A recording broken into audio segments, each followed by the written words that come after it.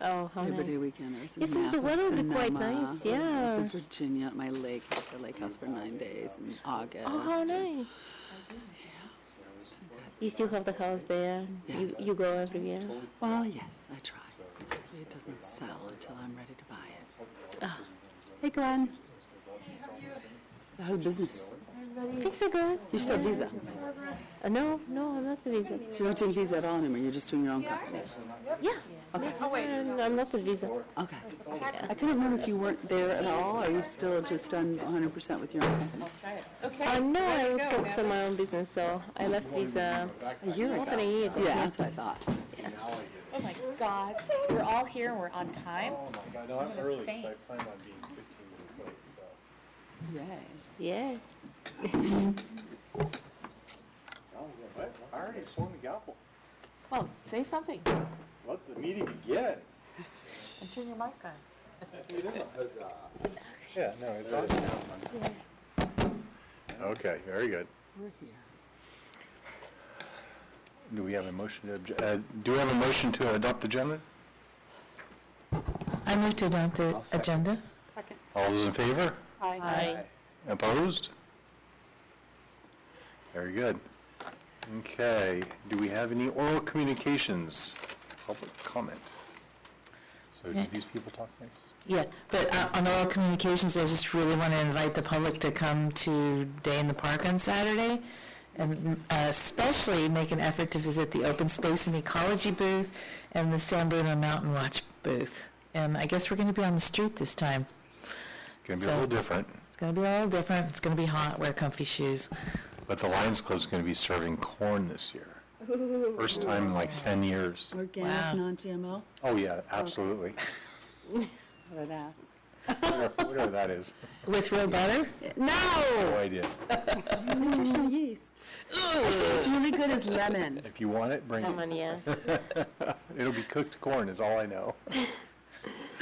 All right. So Are we still doing, what are we doing? Sorry, I didn't. we're in oral communications, and then Public comment. do we invite the public to come speak to us? Yeah, if Or do anybody we have a has time? one. Do we have a time, or is No, it it's for- just, it's adoption of the agenda, and then if anybody if there's any of the public that wants to speak in oral communications, Okay. we'd invite them too. So does anybody in the public, people here, have anything they'd like to say at this time? Nope. Okay. Approval of the minutes. Can I get a motion to approve the minutes? Also move. I'll second. All those in favor? Hi. Abstain, me. Okay, abstains, fine. I wasn't here, so I can't. It's fine with me. All right, presentation. That would be. So the committee has reviewed the vegetation management plan in the Brisbane Acres earlier this year, and we hired Shelterbelt builders to perform that work, and they're here to give us a report on what they found and what they did. Excellent. Awesome. Here's an answer here. Does that work now? All right. I'm not gonna do much other than introduce these two fine gentlemen here that work with me. So I am Mark Heath, and I think I've seen almost every one of you. You look pretty stable. Not a lot of. Most days Lately, though. So you've perfected your positions, and you haven't been ousted, right? Don't you know Brisbane's a bunch of wackos? Don't say that. He's a weed whacker. We get the occasional, but generally, we stick to the woods.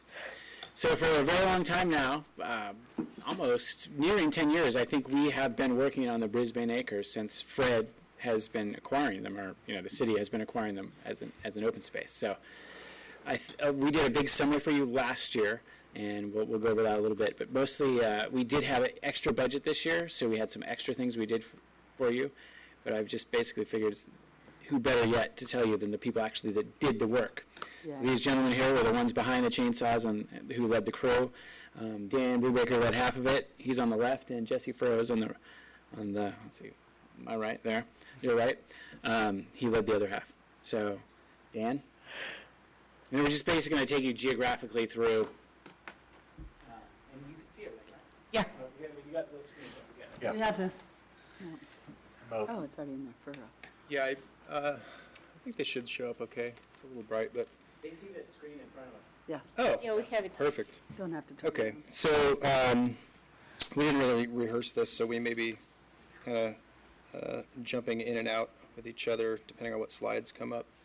But essentially, I believe we started work, I think as early as April, but bulk of the work was done in June, July. And the sites that we've all worked before, I'm not sure if you guys refer to them as the different parcel numbers, but I sort of have them labeled as kind of the terminuses of the ends of the streets where the trailheads are for those different sites. So, yeah, here's the footprint. You guys are probably all really familiar with this stuff. As you know, it's a lot of acreage to cover, and basically with the budget we had, we basically just tried to spend it in the wisest way that we could. Essentially, what that means to us is going after reasonable targets and reasonable goals that can be maintained without chasing kind of, a budget vampire, like, an endless wall of a really hard to control plant. Luckily, everything's in really good shape up there, I think probably because of the maintenance, so things went pretty well. So Harold Road, as you guys know, there's a lot of Monterey pines, cotoneaster. There's definitely fennel and broom that we've historically gone after. I have a track log of, I believe this was a backpack day, targeting broom and fennel.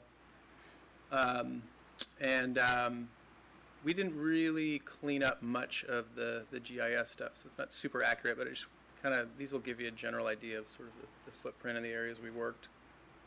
And so when we were here, I think we mostly were in a maintenance phase, going after mostly French broom, not a lot of mature plants, some seeding plants, but overall I think it was a pretty effective treatment. And the site's overall in good shape. There are definitely some areas, I mean, this is kind of a typical slope there. You see it's mostly native cover. I'm not sure if this was historically a grassland. You can see a little bit of broom in the foreground. It was. But overall, it's pretty healthy. There are definitely spots where the Monterey pines are kind of filling in the understory.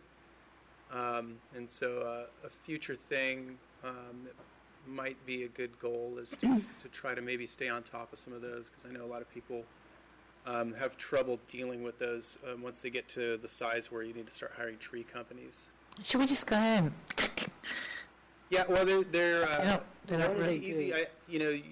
Usually, as far as I know, you don't need to use herbicides or anything with conifers. You can usually just cut them down. Yeah. But Just to jump in there, we do have a separate contract, but it is with a tree company to take out some of the pines. I don't know if it's small ones or it's... So these are going to get big fast, and Get they... them now. Yeah, we should get rid of them. They're Unless not... there's No, we do have a Have contract. them. No? We have a contract to get rid of. Okay. So here you can see, there's some broom kind of in the middle there that we treated, and there's a Monterey pine there that's sort of kind of at the end of its road. That's kind of a typical. That one actually is not too big, so I wouldn't consider it super dangerous. It's not near any even social hiking trails, but it is one of those things where once you start to get a dozen of those, then they can start to fall and become an issue. So I think this is from Harold Road looking up, and you can see the remains of some broom that was treated, actually probably was treated the prior year. And so the undergrowth there, the little green just at the top of those rocks, is what we treated, and then the cotoneaster is coming out. And I think this is just a photo of our access up in there. So yeah, I mean, as you can see, it's actually in pretty good shape. Toyons, mimulus. This is definitely one of the healthier ends. There's some. The site with the highest botanical diversity in the grasslands of all your properties in this one. This I think. Of all the ones we own. Correct. This is I believe, an automobile tipped Yeah. over in there, decaying. And Oh, yeah. and that's buckeyes. What kind of automobile? I don't know, it's like, I know, I was just looking, I go, what in the heck? I'm going to say it's a Nash Metropolitan. Oh, you really are? That's my guess. Looks kind of thin. So some of these slides are just kind of general photos. Oh, God. Here's the typical, broom. This is the kind of stuff that we've been treating. The good thing is at this stage, it's not producing seeds and it doesn't take a huge amount of herbicide to control it. So it's just kind of a good maintenance level. And here's more sort of prior treatments, just kind of showing the effectiveness and lack of broom encroaching into the grasslands. So are you using herbicide on the broom or pulling?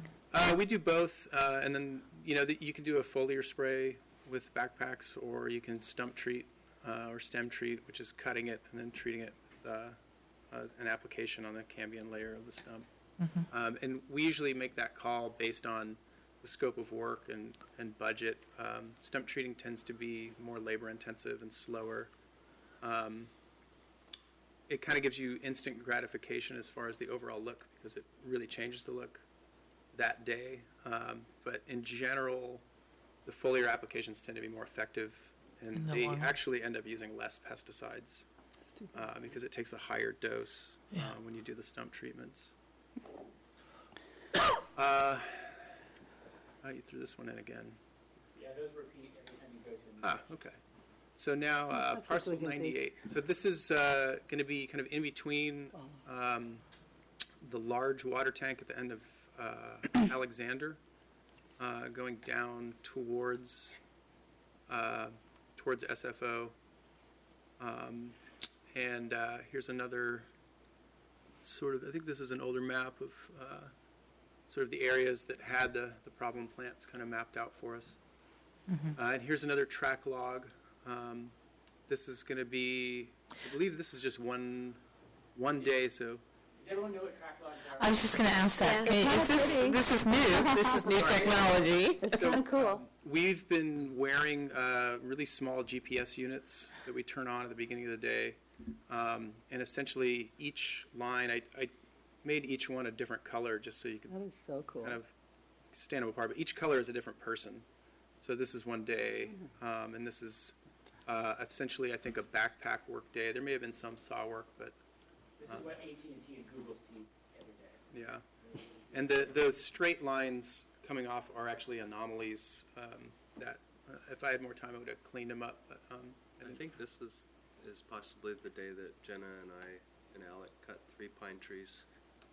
So if you follow those lines, well, I guess towards the bottom of the screen, you're actually going uphill.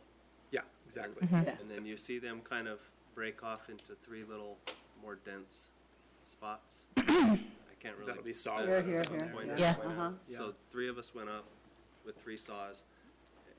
So it's the lower part of the screen. Yeah. Yeah. Yeah. We hiked up the I trail, see it. and Jenna was on the more dense area, which was a bigger pine tree, and we each cut down and then bucked into a small pile of one pine tree, and then hiked back down and proceeded with the rest of it. Yeah. Cool. So all of these track logs, it's like you'll see the lines. That's typically us finding our way to a work site, and then it gets all jumbly, and that's where we're. If we see anything that's circular around and around and around, Yeah, we should exactly. worry, right? Yeah. Well, it helps me, like, it's basically, we have become so tired of trying to communicate where workers go. Like, oh, there's hardy brush and there's an oak tree, and like every site, it's like we don't have that rich vocabulary to describe where we are. So this This helps pretty much This is nails excellent. it. from a company level, like you can keep track of where Yeah, everything that's goes, awesome. who owns the property, you can layer all the different things and Cool. And you turn it off when you're trespassing, right? Yeah, checking. exactly. This slide, I think, was just thrown in. I could comment on that. This is the trail up to those parcels. Yeah. Early on, when you first come onto the city properties, and this is, there's a fair amount of small broom, and then that's a fennel. And we did backpack spray work along the trail there. And I was back there 2 days ago to take this picture. I think the treatments were a month or 2 ago. So most of that broom is dying off, and most of the native plants are doing okay. I think there was one small native that I noticed that went down, but more or less. I think that there needs to be some continued follow-up. Yeah. But anyways, that's the trail up to those. Gotcha. And the trail actually is just pretty close to your ownership boundary. So it's kind of well-made, whoever made it. Yeah. Just follows the Yep. So this is looking down kind of from a flat that's sort of in the mid portion of that site above the two lower water tanks. A lot of the gray stuff you see is not actually treated. It's some of it is coyote brush that's just kind of at the end of its lifespan, and there's some stuff more or less further in that is some old broom that's been treated. But overall, this is what we would consider to be still in pretty good shape. And just for your information, 98, we kind of call out 98 because that was a cluster of recently acquired parcels, more or less. Most of the properties have been working for you, we actually did the initial work 7 or 8 years ago, right? 98, we started just 2 years ago. So that's why this broom looks so large and dense, because you're Right. still seeing that initial work essentially. Can I ask a question? What happens to it now that it's dead? It just kind of rolls up and turns into tumbleweed? We call it spray and decay. And decay, yeah. Spray and decay. Yeah, it takes it a while. It's actually, we've been doing some work for the county up on other areas of the mountain, and I'll get into some of that later on. It has to do with trying to keep the native scrub from over-encroaching into the grassland areas. Since there's a lack of fires to control the scrub, it's sort of taken advantage of that. And so we've been trying to kind of maintain the grasslands that have a lot of host plants for the butterflies that are up there. And so that's kind of a method we've used. So far it hasn't been too bad. I mean, you definitely get some defoliant, I mean, they lose their leaves and die, and it takes a little while to go down, but the cost of actually cutting up and hauling out that material is astronomical, so. Yeah. We're good. We This can do usually some ends good, up, or whatever it if you're patient, it ends up looking good in a couple of years. And that's essentially because we learned by working also with the county, they're trying to do like at least 100 or 200 acres of brush removal per year. Yay. And there's just no way we can physically manipulate like that with chainsaws and hauling it around. Yeah. So this was sort of evolved as the least amount of investment with the most amount of brush control. Right. With really no real consequence other than that you have standing dead material in remote areas for a couple of years. That's okay. We're good with that. Right. As long as we don't have increased fire threat, we're Right. good. Well, yes. But, coyote brush goes up anyway. It does, yeah, yeah. Grass Yeah. fire. Almost less. That's one of the pine trees that Oh, we yeah. saw in the Oh, backlog. yeah. So that's where we cut that at the stump and don't use herbicide. Yeah. And I think the next slide would show a small Little buck pile, small yeah. buck pile that we leave that will eventually Yeah. decompose. And that does not take very long to treat. That was probably a 12-foot pine tree up on the ridge. So Best view of work office I've seen. Yeah, definitely. we did that first thing in the morning and then still had time to go down and do our spray work along the trails. And we do physically manipulate and hide the trees essentially because trees tend to elicit an emotional response from people. Who don't understand what we're doing. So Yeah. people very rarely shed a tear for dead brush. Because often it's naturally dying and there's kind of a continuum of live and dead material anyway, so you don't even really notice it. No. But if you kill a baby Christmas tree, that generates a response. So Yeah. we handle it. And this is just a shot of one of our applicators on their way through. Just saying. So here's our friend Cotoneaster going up along Toyons, which it kind of tends to. This is up by the pine trees. There's maybe a dozen at least, pretty large scattered cotoneaster up there. Most of us have spent a lot of time on that mountain Okay, good. because we can. Okay. So one thing that's nice about this picture is you can see behind the cotoneaster on that next slope that green patch. That's for the most part like a monoculture of French broom on a private piece of land that's unmanaged, and then you can see the contrast right next to it where the the Brisbane properties are, where we're actually going in and staying on top of the broom, and you can see Looks a lot more California there.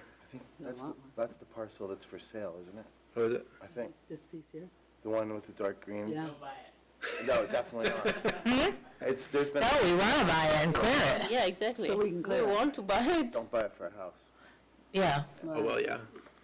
And so here's some typical fennel. Yeah. The good news is that, well, there's good and bad. So we're seeing a really huge infestation of fennel, especially on the South San Francisco side of San Bruno Mountain.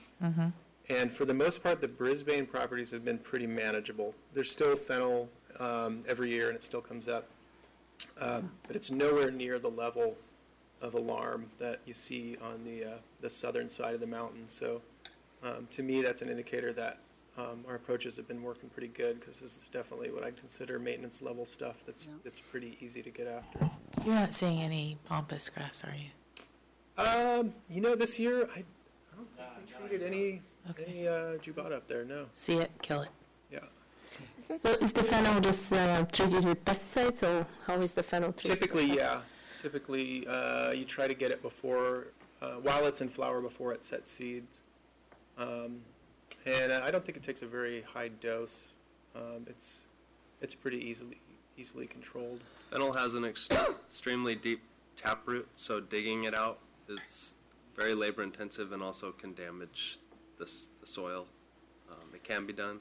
It usually It's doesn't another work, yeah. example of where, similar with broom, hand pulling a large area of broom can result in significant soil disturbance as opposed to the compromise of using the herbicide. Plus, if you don't get it all out, it grows right back, bigger and stronger than it was before. It's the most common. I've been noticing the fennel, in some places there's almost a fennel monoculture, it's just everything else is gone.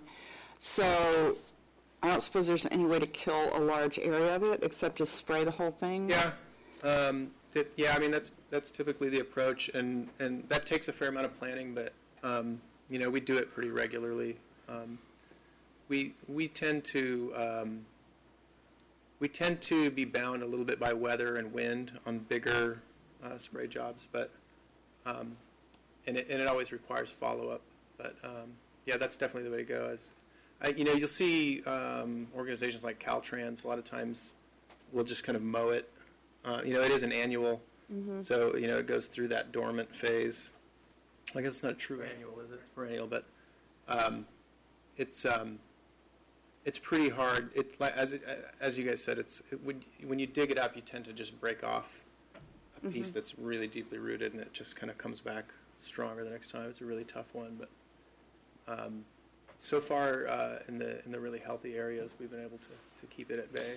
Are you working at all for the county to get rid of the infestation of it that's above the Myers building? The county has a long-term plan. Hopefully, the grazing reintroduction to San Bruno Mountain is the county's plan for controlling fennel. Okay. So they're Oh, sort of right. tabling fennel they do control it as they can when we're in areas, let's say with brush work or doing other restoration site maintenance. But there's no overall goal for fennel, let's say, as far as I know of anyway. Yeah. But it was discussed in the last technical advisory committee that people are pretty confident that once it's brought to a maintenance level, the grazing program will keep it under much better check. Okay. Was that the August 3rd, I guess, meeting? The last one was just in September, Oh, okay. but anyway. So now we're going to go above that site in elevation. We always refer to it as just the water tanks. That's where we stage from. That Siskyou trail that goes to the Ridge Trail. So just going up in elevation from Parcel 98 where we just were. Here's the city parcels mapped out, and these are some other old maps of the different target areas and different species. And here's a track log, similar to what we just saw. This, I think, is also backpack work, going after broom. And now here we're going further uphill. And there was definitely less cotoneaster than we've had in years past, which is good. Luckily, they're pretty easy to spot, and they haven't been large enough that they've become like a real big time sink or anything. And here's more more track logs. I try to get a little weird with it. Yeah, we'll include these. One of our outstanding sort of deliverables for you is like an aggregated GIS map. Do you share this with the county too? Yeah. Okay. Well, they don't, I don't know, I mean, it would go through Karen, or, we don't directly give them the, Oh, so they would have to work with staff. Oh, for these parcels, yeah. yeah. Yeah, so here's more of the same. I don't want to spend too much time on the track logs because it's just kind of, but there's good stuff up there too. This is some of the bitter leaf cherry. I just thought I'd throw this in because it's a nice. There's a really good healthy stand of this coming in, kind of in the area where there's kind of a plus sign where the track logs converge towards the middle. Around there, that used to be a lot of cotoneaster, and now in the areas where we removed the cotoneaster and the pines, a lot of the bitter leaf cherries kind of taken over, which is nice. That's very nice. Here's looking down, and these are just, to show that things are in good shape. The gray stuff you're seeing, I think a lot of it is some dead Artemisia or Senesced Artemisia. That's just kind of at the end of its life, and dead baccharis, but it's just kind of a natural cycle, and this is pretty healthy. How much poison oak are you guys running into? We generally sort of have it all year. We try to avoid cutting it too much. I mean, it's a good plant. It's a really good plant for birds, and it also discourages people from getting too far off trail. But generally we get it quite enough that we sort of develop a little bit of a tolerance. It's not too bad. Here is some scabiosa. So this is another one that it's pretty common all over the mountain. We did go after it, and so all of this got sprayed. And I think it will continue to be around, but it has not reached a level of alarm. It's still at a very manageable level. I'd say there's less of it. There's probably less of it this year than last year. The year before that, I'm not sure. There might have been a little bit more, but. I just have to say something here. I was in Mongolia for the last meeting, and I'm at this park in like central Mongolia, and we're staying in our little ger and everything, and I go out and, oh, there's a flower. And I walk over, and it's like, scabiosa. I'm just like, oh my God, it's following me everywhere. I guess it's a native there. Oh, is that what's okay? I don't know if that's where it's from, but there it was. It clearly looked more like Fama blue, but it was definitely scabiosa. So here's another area of managed versus unmanaged. You can see the kind of wall of broom back there going into the eucalyptus trees. And these little pine sprouts are pretty easy to nab. I think we got these. I don't know if you took this picture or not. And here's some more. Just these are a little bit ugly to look at. But this is kind of after the stump treatment. Cutting out, you see not a lot of grass growing, sort of in the drip line of. This was, I think, cotoneaster, but that will fill in. It's just the impact that one shrub does have. Yeah, That's a lot of grass that's missing there. Yeah, and a lot of. I'm not sure about cotoneaster, but I know eucalyptus and. Most conifers, like the pines, the leaf litter tends to make a layer of decomposing detritus that's hydrophobic. If you pour out a bucket of water under a pine or eucalyptus, it'll just kind of run away. And that's kind of one way that they compete. And so when you remove them, it takes a little bit for that stuff to kind of decompose, and then the other grasses and native plants will creep in. Let's just zoom out of the same shot. So this, Margaret Ave, this is more Jesse's turf where he worked.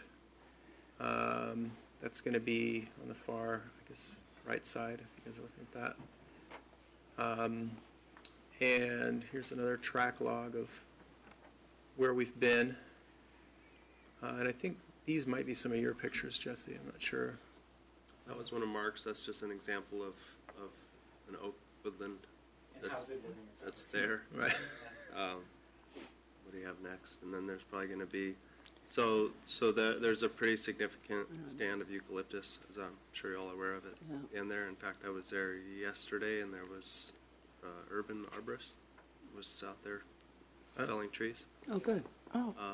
So we're not doing any of the large tree work, they are, but we are following up on any of those smaller regrowths that are going up into the scrublands. So earlier this year, we went up there and cut maybe 10, 6-inch ukes that are sort of not a part of this forest, kind of further up the hill, and also checking old stumps for any regrowth. Sprouting, yeah.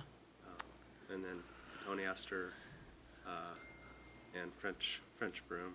So we do our best to try to canvass the whole site. You can't do 100% in 1 or 2 days, but we go through the understory. And I walked through yesterday, and there's a fair amount of broom that has been killed, and some natives that haven't. Most of the natives that haven't. So I was happy to see some results from our work. There's still more Cotoneaster up there. Some of it actually, I think, is on county property that's up by one of the electrical towers.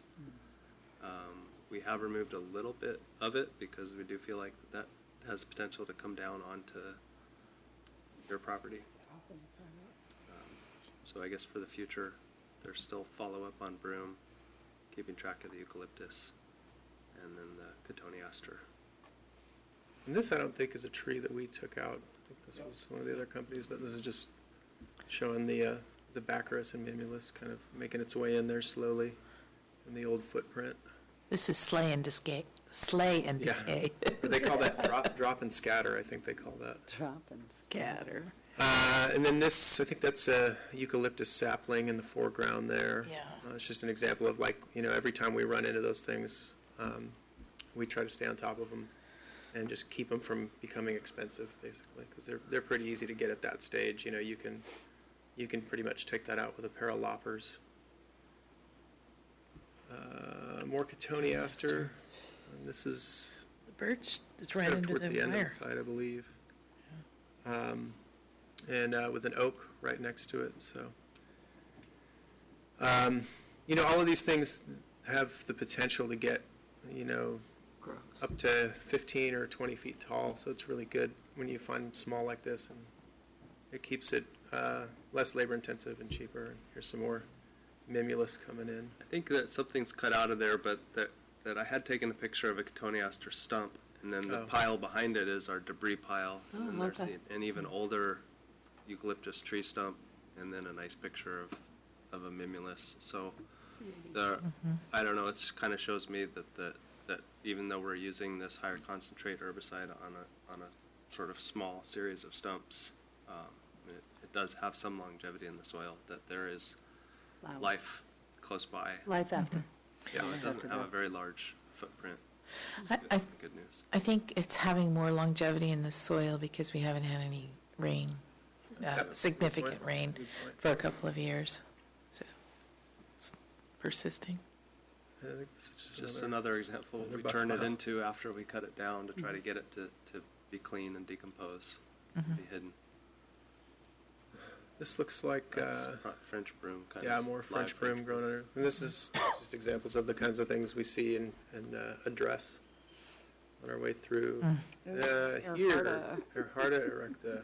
Velvet grass. Do you know where this was taken? I didn't do Earharta treatments this year. Yeah, we did a little bit of follow-up on the Earharta that is coming in where the acacia tree was removed. And I can't remember if you guys paid for that or if that was a mountain watch thing, but there is right on the end of your parcel, it's very large acacia. That was, Peter Steeler did that. Yeah, it was a joint project with Peter Stiller and Mountain Watch and. So in the wake of that, there has been some Earharta in that region. And I don't know if it came as that project or it was just, there's a trail through there and a house nearby, but we've been trying to spray all the Earharta on the property. Please do. That stuff is. And Earharta's kind of unique in that it's really susceptible to really, really, really low doses of herbicide, which is nice because you get very little negative impact on the surrounding plants. Just so that people understand, Earharta velvet grass becomes an incredible monoculture and will just overrun everything. And you see numerous examples of this where it's taken over huge areas up in the saddle area of San Bruno Mountain Park and different areas, low-lying areas around the base of San Bruno Mountain. It is really bad. Yeah, it's a tough one. There's a really big effort going on right now to try to keep it out of Muir Woods on Mount Tam. Oh, no.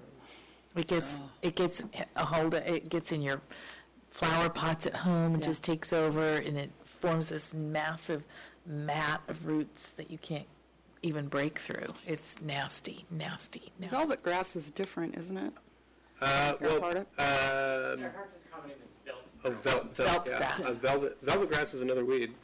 Purple velvet grass, which is on the other side of the mountain. I haven't seen it on the Brisbane property. Okay, I'm confusing velvet and velt, but okay, they're both velvety feeling. So purple velvet grass, Holcus linatus, is definitely showing itself primarily, I think, on the South San Francisco side. I haven't seen it in the Brisbane properties yet. Yeah. Okay, so I'm probably thinking about velvet grass, but it's different than Earharta. I'm thinking about velvet grass, which is the Earharta. So this sort of last portion here is something that was added as a different line item in the bid this year, which essentially addresses what I was talking about earlier with the idea of trying to prevent the scrub from overtaking all the grassland portions and meadows where the host plants for there's 3 butterflies, significant butterflies that are pretty heavily monitored on the mountain. And so for the county, we've done a big project essentially trying to sort of cull the herd of scrub species that are recruiting into the grasslands because there hasn't been fires to do that. And I think some of the grazing projects are coming from that same angle. So we initially, I think in the bid, it had suggested to do something off of Herald Road. But we found this meadow that is essentially, this is kind of very zoomed out, but you can see the water tanks there. On the Siskyou trail that goes up to the Ridge Trail that's at the bottom there, this is down going uphill. There's a really nice grassland meadow where the scrub is starting to encroach, and we thought it'd be kind of an ideal spot to try this approach out. And so here's zoomed in. And so what we did is we had a couple of people go up. I believe most of this was cut stem treatment. So this was a little bit of chainsaw work, but mainly we're talking about plants that are less than 2 years old. So a lot of it was hand saws and loppers. And this is an example of sort of what's going on up there. I'm not sure how old the larger ones, maybe 5 or 6 years old, but you can see in the foreground there's ferns, but there's also smaller baccharis like this. And so here you have a grassland that you can't really see it in the picture, but there are a lot of silverleaf lupin and other host plants kind of mixed into this grassland. And we essentially tried to go out and just take out a high percentage of the new baccharis that was coming in. And we're just going to keep an eye on it and see how that progresses. Hopefully, I'd say probably 50% of the plants we took out were old enough to set seed. So we get the added bonus of less of a seed bank to battle in the future, and hopefully kind of preserve this meadow. So here's after in that same meadow. You can see we didn't take out everything. We left like islands of, especially the prostrate baccharis. I think a lot of the butterfly folks like these ideas of corridors, or sort of like butterfly highways in between different grasslands. And as long as we have easily, if it's easy to navigate for the butterflies and we have open stretches, then they'll continue to ovumposit on the host plants in those meadows. And here's much more open grassland with a lot of the plants out. So it's not, it's not super extreme. Great. Some of the stuff we've done for the county, the scale was so much bigger that we couldn't do the cut stem treatments, which, as I said before, gives you kind of the instant gratification. So this looks a lot better. But if you start getting into much, much bigger areas, it can be a little more labor intensive, and then depending on the budget, you just got to pick your approach. In this area, I'd really like to see us get more of the larger baccharis too, and just keep it way down, because although there is a lot of stuff where they make the habitat corridors, that's a stopgap because they're losing the grasslands. And we don't know that the butterflies actually use the corridors, and they definitely use these open grassland fields. The clippy it is all over the place up there, and so it's really critical to keep these open. I love the work that you've done there. I think that we should still try to do more scrub removal in areas like Harold Road and some of the areas that were traditionally all grassland. And believe me, this was all grassland growing up. So I love this, and I think we need to continue on that full force, because there's so few open meadows left for the hilltopping that the clippy need to do, and you know, corridors are one thing, but pretty soon there's no going to be anywhere the corridors lead to if we don't keep more of the open grassland. So. And Michelle, just to clarify, that we had originally proposed on to do brush removal in the Harold area because the grasslands are so rich. Right. But the county actually came back to us when we had applied for our HCP permit, our site activity permit, and we had to do a little last minute negotiation with the county, because the county was like, we don't want you to work on the Harold Road sites because we have point locations of Diablo sunflower, which is a rare plant, and so unless they were going to say, well, if you wanted to do rare plant surveys and all this stuff, and we weren't really prepared for that. Yeah, so we're starting to work on the rare plant Karen survey. and the county to just choose another spot, basically. Yeah, this is They good. were holding the permit. I understand. It was a little new experience. This was good though. This is good. So if you guys are hiking up there, if you go up to the water tanks and take that main Siskyou trail up, this is, I can go back to the, I think I have a zoomed out track log where you can see where it was, but it's probably about halfway to the ridge trail on the right-hand side.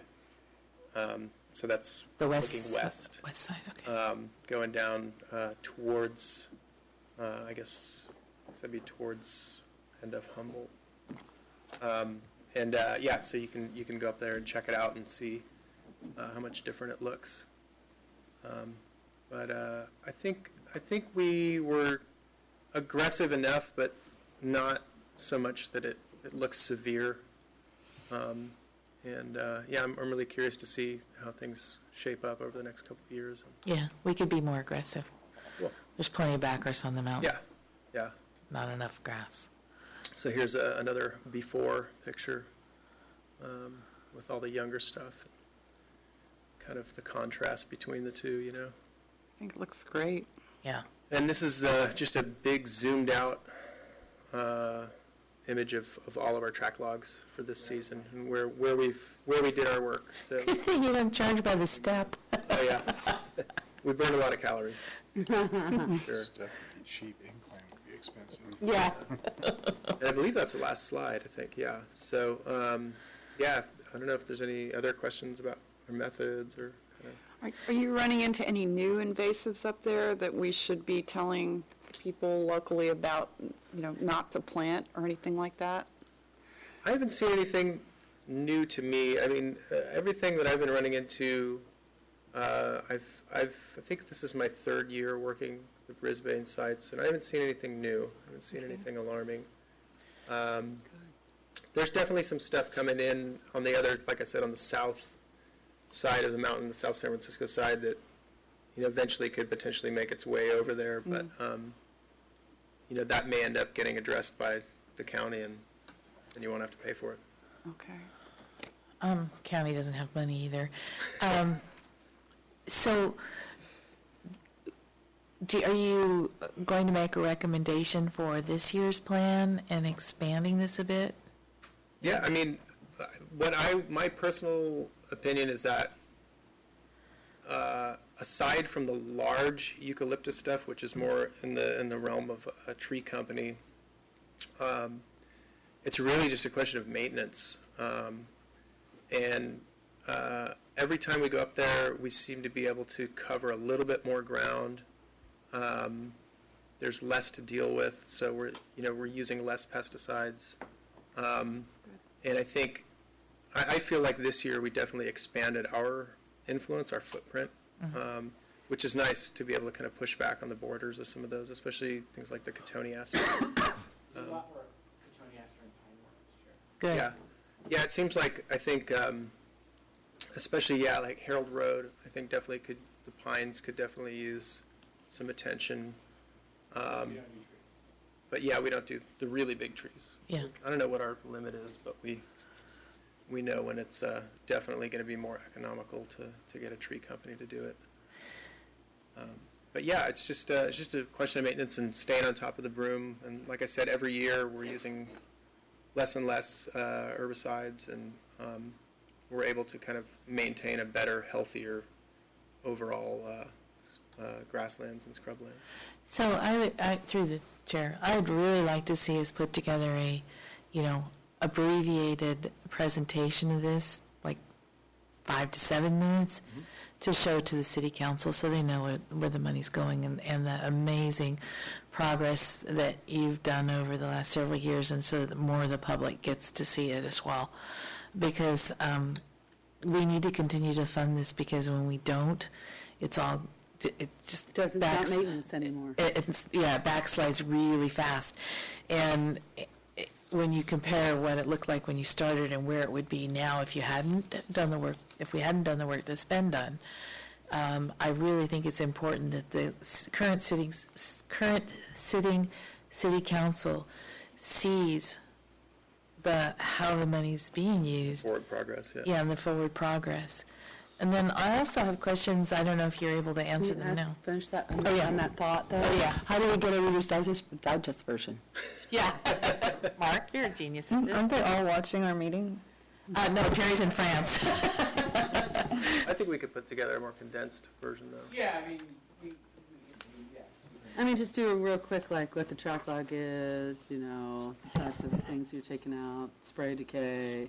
And how it looks like. Yeah. And Yeah. yeah. Make it easy to understand. The track logs and the before and afters, I think. Right, exactly. Yeah, those are really, Because the track logs show how much you are doing. they're very sexy pictures as far as this stuff goes. Oh, that's great, because it's really easy. You just push a button and wear it on your radio harness. Got a lot of technique. And over the years, you might want to stack them. So 2016 we had this, 2017 Oh, yeah. see a And change. just pick colors for See, each one. now we're doing this because it's more maintenance. And Yeah. we have them all by day by person, so someday we'll have so much data. We don't need analysis by paralysis or paralysis by analysis, but Yeah. some good, good-looking shots is good. And then the other thing, I guess that I'm curious about, Karen, is the Firth Canyon work. While they're here, do you For want all to the, update us at all on that? Oh, Not just Ivy, but restoring the whole, thing. the canyon, because I think it got Yeah, skipped in the it's budget funded. cycle. It's funded. We need to schedule it and plan it, and, kind of we wanted to let them finish up with this and then start that conversation. So I know it's keep you busy. it's a challenging site, but having worked with volunteers, I just think that there's some stuff there that is really requires the level of expertise that we can't. It's physically a tough site, and if you can work out where we can supplement safely with volunteers, we are happy to help facilitate that. But like Yep. Megan's up there in the tree, Pulling down that ivy. and and then the whole contours of the canyon have been damaged and destroyed in so many ways, and it really is an important conduit right on up into the work that you're doing up on the mountain, as I believe one of those trails you were on actually used to historically connect with the trail that goes up through Firth. So I'm really looking forward to the work that you're going to be doing there, and we'd love to continue to support more of that if we can. So, Restoration. looking at Karen, she's not going to smile back till she gets a yellow pencil to mark it with. Yeah, got to get the highlighter away from me. Yeah. One quick anecdotal comment. If you still see the screen where the pink track logs are that go right up to the fire road, I was up there with the crew, and you have more properties that cross that fire road to the south, and we were headed in that direction treating fennel. There is some fennel over there, but we saw 3 coyote pups come out of the little ravine down there, so we ended up not doing any work, but that was kind of a nice highlight, and maybe good for y'all to know that there's. We have more coyotes, keep your cats inside. Exactly. Yeah, That's all. yeah, They hang around town. yeah, we see them on our street. Oh, you really Yeah. do. Gotta eat something too. And as far as the maintenance, Not my cat. These things are less painful than the friggin' raccoons, though, but. I was just going to say, as far as the maintenance thing goes, I know it's kind of, it can seem kind of like a little bit boring and pedestrian to just call it all maintenance, but after doing this for a number of years at a lot of different sites, I've really seen the benefit of just regular maintenance and how much less it costs to stay on top of things. You can Yeah. end your piece that goes to the city council with that. There you go. And say, but In conclusion. in conclusion, we're really looking forward to the acquisition of some more acres so that we can work those Yep. to a maintenance That's need as right. well. That's a good one. And you don't need to talk to me about maintenance. I'm a chiropractor, so All right. deal with it daily. I don't know that. In fact, he does chiropractic service, if near you people, or, you know. After a week of pulling Ivy on 4th Canyon, we'll go see him. I got my massage table off in my office. We'll have to have something set for you guys. I know that maintenance is never exciting, right? But I'm giving a presentation this year at Calypsy about. Can you talk into the microphone so that if there is anybody watching at home, they'll hear Thank you, us? gentlemen. Another antidote. I am giving a presentation in November at Calypsy, which is the California Invasive Plant Council meeting. Really? And I've been invited to do a depressing talk about all the failures that we have repeatedly, that we keep repeating over and over again. Because so many of these types of projects, they fund me for 3 years, when it might take 7, 8, or 9 years to actually complete the job. And we know that, but the way the government works, you get a grant for 3 years and you spend it anyway, even though you know it's not going to work. And so for us at Shelterbelt, we've been doing this for 20 years, some of us, including Dan. Dan's been around a long time. And we see these same mistakes made over and over again. And, we're not in the position to always be like, don't do that, because we're just the contractor. We're at the end of the line, right? We get hired to do a project, and we do it. But Brisbane is a good example of what's done right? You're sticking with the non-glamorous maintenance, and you're doing it every year over and over again, and you're sticking with it. Conference. So it's one of my examples of this is, what you do. So When is that conference? it's in November. I think it's the first Wednesday, Thursday, Friday, or the second Wednesday, Thursday, Friday of the month. In Yosemite. Show this work off. What's that? It's in Yosemite? Yes. Nice. It's in the southernmost the entrance, which I think is just out of Fresno. Tenya?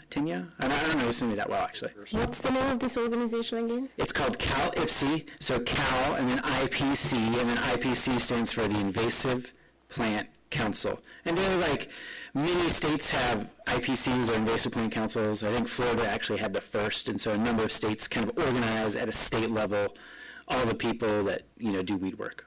So, but it is, I was going to try to throw you guys in there somehow, like this is, at the end, after I've depressed everyone thoroughly, to come in with my handful of things done right? Brisbane, California. Where are Because they? you can't ever leave on the depressing side. It would be really nice. So I'll try to get you in there. Yeah, because Put us on the map. and it is an example of the classic battle all over the mountain of invasives. All over California. Yeah, and this is like a really important, like, Of course, it's fast. ours. It's not just that. It's not just because it's ours. No, It's no. because it's the last full functioning of the Franciscan habitat. So sad to go down Highway 1 and see all these invasive species are not being touched and taken over. And some All of the way them to we Santa did Barbara. ourselves. Yep, and more and more people are accepting it. So there is a And, you know, I can't pass judgment on any of it because who knows, but, you know, we have lots of big factors that are affecting environmental change these days. And so, you know, it is a battle, and can we ever win? You know, can we ever, you know, it's a tough decision to make. Just giving you, there's another conference called the Central Coast Weed Symposium, which is a bunch of people that kind of, you know, in a small region, kind of Big Sur, Monterey, San Mateo coastline, they get together every other year to have a little symposium. And their invited speaker, I can't remember the name, but it's like Orion Sunshine or some sort of alternative name. And the speaker is basically, the keynote speaker is about, can we just live with weeds and do nothing? Because there's probably, you know, and which I think is interesting because it's finally coming into the weed management community that they've invited a permaculture speaker that's basically like, let's not do anything, or like, let's love fennel and love French broom and kind of figure out. So that's kind of a first. I've never seen that sort of collaborative. So, and that's coming up in just, I think in October. So that's kind of So, and that's a little bit more accessible. I mean, I think it's down in Seaside, Monterey area, Monterey County. So that's a tough one because that's basically, I mean, will we ever win the war? Right. They're just we don't know, but we sure as hell could lose it. Right. Yeah. Like that. And with it goes not just, you know, the what we see, but it's the whole integrated living habitat. And that's really the difference between maintaining a habitat and maintaining some open space. Right. And, you know, if you, which I'm sure you have, but when you start to study, you know, what like Dr. E.O. Wilson's talking about, you know, you maintaining the living habitat is really what we're working on here. And I think that's of critical importance for our future as a species on this planet. No, I agree. Will you make sure that Karen has those dates and the names of those conferences, just so we can look at that would be them? great. Yeah. And can we have a copy of the presentation? Yep. The Reader's Digest version, or you want the whole thing? Yep, it's yours. Yeah, because That would be great, yeah. Karen, Yeah, that would be great. I can send you the notice about the Central California one. I was thinking about going. We have a climate action plan meeting, committee meeting that day, but I was really strongly thinking about going. Send your staff. Let's go. I'm at that meeting too. You'll take the seaside. So I had wanted to say one thing. In the past, the city's done some chopping of fennel along the lagoon and the public right-of-ways. It's not the best solution. We're aware of that. But I was wondering if you had any opinion about whether it's completely futile or is there something that could be done better. I don't think the city is up for another Shelterbelt contract and maintain the lagoon. I mean, maybe they are. Maybe that's something we should talk to council about at our next liaison meeting. Which is next month. But do you have any thoughts or words for that? Well, so in terms of suppression, I mean, it is an alternative. So, and frankly, in many cases, like, it's the best alternative, especially along roadsides. Yeah. So along roadsides, you want to limit roadsides being conduits for invasive species to where they're, you know, and I know that, you know, some counties have invested heavily in that and they pulled back, either mechanically or pesticide, whatever. And when they do pull back, then the weeds move around. So there is definitely an asset to it because if it's not eliminating the problem, it's suppressing the problem. And I think in some cases that's all you can do. Yeah, I think that was all the city was aiming for in those areas, was just to decrease the seed bank and not let the problem spread any faster than it has to. But So were we cutting them down before the seeds hit? Yeah, Is that the yeah. whole purpose? I just That wanted to was make sure. yeah. And you know, the roadside areas are challenging because they're heavily impacted by all kinds of negative things like, you know, oil spills and people driving off the road and trash. And so they'll probably never be good habitat. So don't put a lot of your energy in that, but just a reasonable amount of energy to suppress. Just to keep it from getting worse. I would like to propose that we agendize for our next meeting some further discussion about weed suppression in Brisbane, which would include city working maybe by the lagoon, which is pretty flat and which is full of fennel. I would also like to know what South City is doing, if anything. Maybe the staff could find out. Yeah. Maybe there's some way to encourage them. And I would also like to talk, I mentioned this to you, Michael, I'd like to talk about a weed abatement ordinance for Brisbane. Thinking about, that one lot you were talking about that was full of fennel, or full of French broom, I think it was, that's privately owned. Well, one thing we could do about it is try to buy it, but another thing we could do is require property owners to abate weeds on their property. And I think I would like us to talk about that next time, if that's okay. I'd like that too. Absolutely. Yeah. We can't do a weed or a invasive plant species abatement program, can we? Yeah, we've been talking about? Well, there's two Talking things. about a weed abatement ordinance, and I looked. That includes. Can I jump in? Are we ready to excuse Shelterbelt? Yeah. Yeah. Are we ready to excuse Shelterbelt? Yes. I think so. After thanking them. Thank you so much. Thank you. Thank you. Oh, good job. Just one thing. Goats are browsers, not grazers. What's that? Goats are browsers, not grazers. Yes. Yeah. So, but they are bringing cattle in, I think. Oh, That's yeah, I the thought they goal. were bringing goats Well, to keep down the... Memorial is studying goats, sheep, and Okay. cows. But I think that most people agree that for grassland management specifically, most of the consultants, at least, that have provided the two plans that they're relying on, have suggested cows. Okay. Or the ultimate. I thought it was going to be goats to keep down the shrub, but Probably be some trials, or Yeah. I think what Ramona's considering is phasing too. Let's use goats first, or goats. They have sometimes combine goats and sheep. Yeah. Goats and sheep, or goats and sheep and llamas, and then bring in cows later. Okay. I think part of the problem is some of those species eat everything, It's true. and others are more selective. Yeah. And they also are huge vectors. I mean, where we work in grazing programs, like we get novel weeds from the Central Valley that come via the animals. So, I mean, there's a lot of issues to sort out Okay. before it's like Good to magic. think about. Thank you. So just keep throwing your cigarettes on the mountain for now, because that seems to be a pretty good way to go. Don't say that right now. It's really dry up there.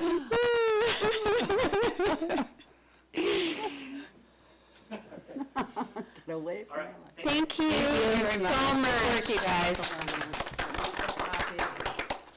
Next year, your bonus will include a gallon of Technu. Thank you. So Natalie, can you put on the, a note for next meeting to put on the agenda the weed abatement management?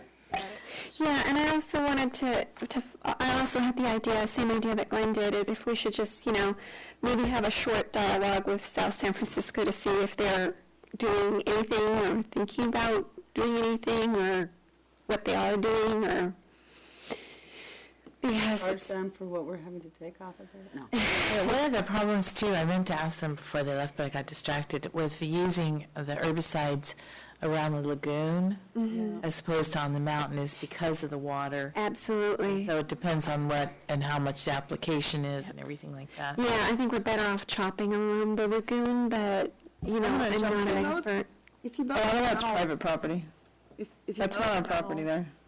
before it went to seed, and you did it a couple of years in a row, I think you really Yeah. knocked it back a lot. Yeah, it's not our property, a lot of that.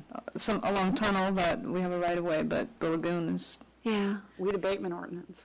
Yeah, and we've put that on our list with the liaisons, and we've kind of shown them that we want to talk about invasive species ordinance, weed abatement ordinance. That's kind of the same umbrella, right? So they know, and we are planning to talk about that with them next. Okay, great.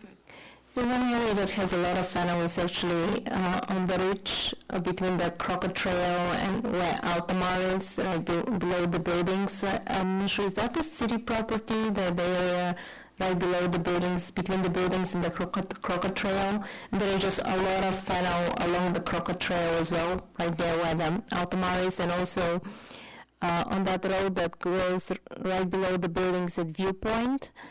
It's just a complete infestation of fennel, and the areas along the Crocker Trail where the city cut it back in June, it has now grown and seeded again. So it's really trying to reproduce and create seeds. So even though the city cut some area that's right along the trail, the Crocker Trail, it's regrown and now has seeds again. It's flowering. So it's really a plant that's just growing so well. But I would like to see what the city can do for this area right below the Altamar and below Viewpoint, because the whole hill is pretty much taken over from a very dense area of fennel. And I feel like if it gets cut twice a year and you do that several years in a row, to Glenn's point, that's one way to control it. But I feel that if we leave it like that, this year it will create so many seeds that this thing would just keep growing for years. So in the Northeast Ridge, there are numerous areas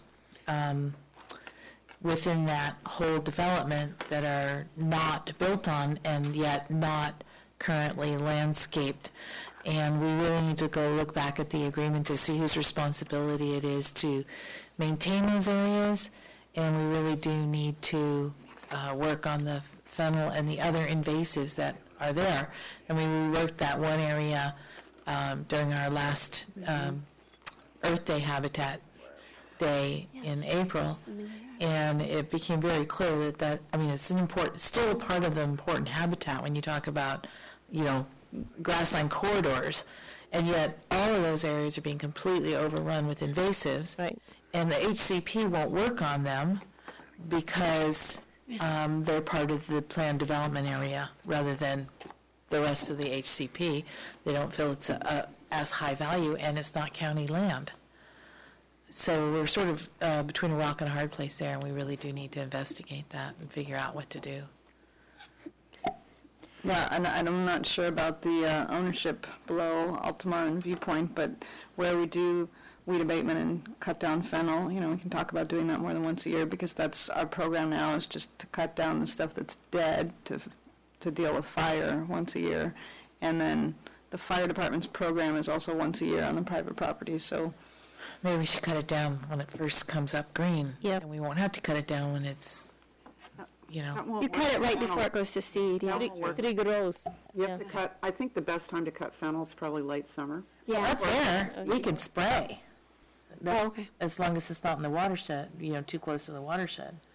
Maybe that's the thing to do. Yeah. I don't like the idea, but I that don't stuff either. is just taken over. Yeah. Are we on? Supposed to be moving on to chair and committee matters. I have a bunch. I have a few. And we're going to skip it. Awesome. I have one. Can I first interrupt? And when is our next meeting? I want to make sure I've got it in my calendar. I know. 19th, 2016. Okay. It's item number 8 on the agenda. I know, but I wanted to check it now. I had something on my mind. Okay. So let's go ahead and start with the chair and committee matters. Wait a minute. Go first. Mine's really quick. Okay. Good. Quick as My good. my last name is Ankenbrook. No more Keogh. Did y'all know that?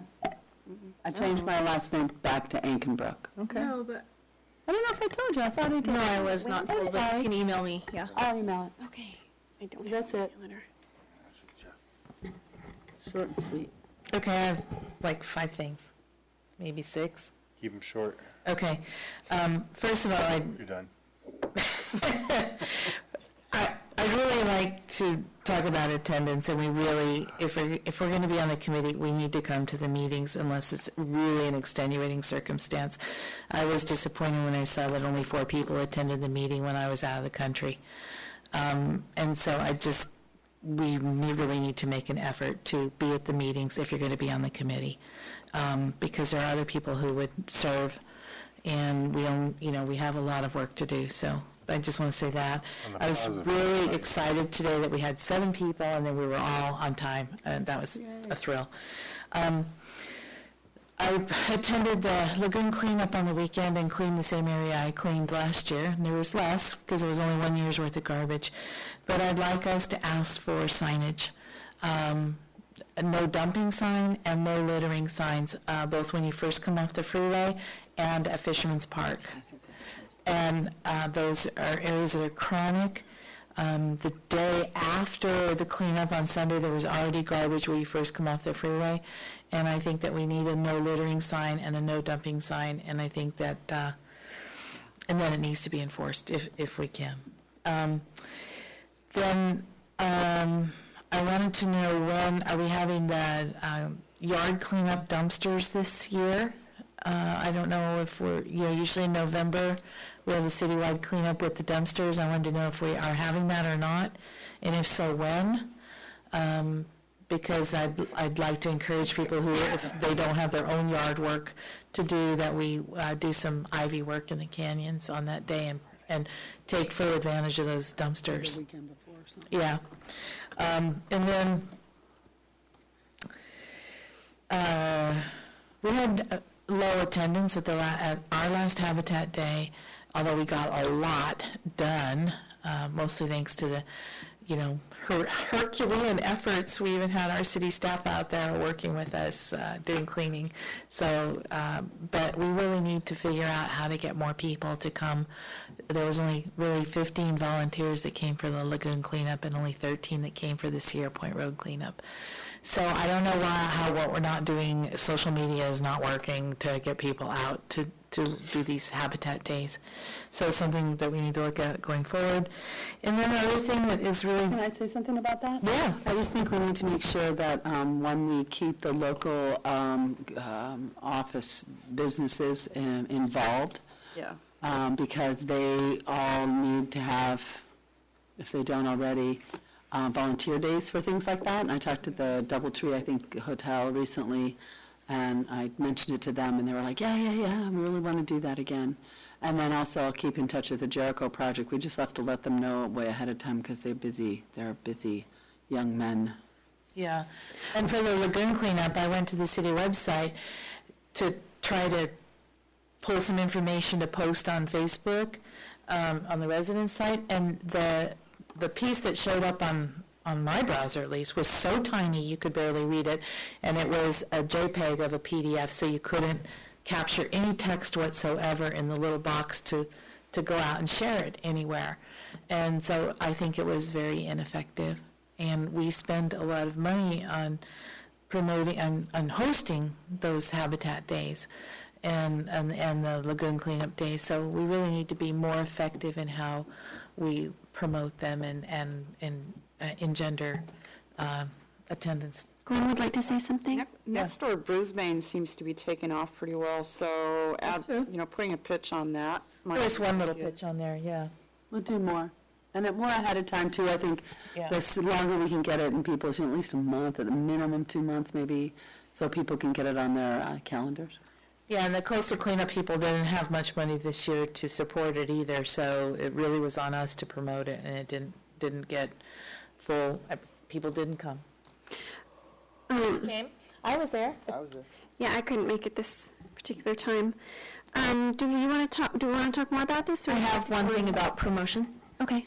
So I'm not sure everyone, all the residents go to the City of Brisbane Facebook website. Maybe they're not on Nextdoor, but I do send you guys materials hoping that you'll send it to your neighbors and friends. And I feel like they're more prone to listen to you because you live here rather than a stranger asking for help. And I did contact the hotel this time, and then they said they couldn't do it this year, even though I suppose they were interested. Yeah. Mm-hmm.